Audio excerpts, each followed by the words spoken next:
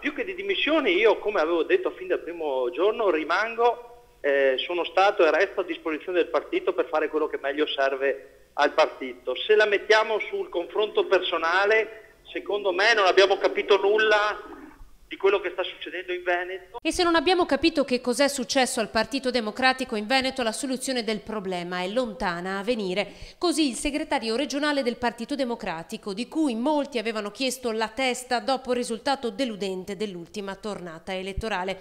Ieri Domenech ha rimesso il suo mandato nelle mani degli organi di partito, richiedendo così formalmente la fiducia, ma ad una condizione: di fare delle guerre per il posizionamento rispetto alla carriera personale. Questo è il rischio vero del Partito Democratico.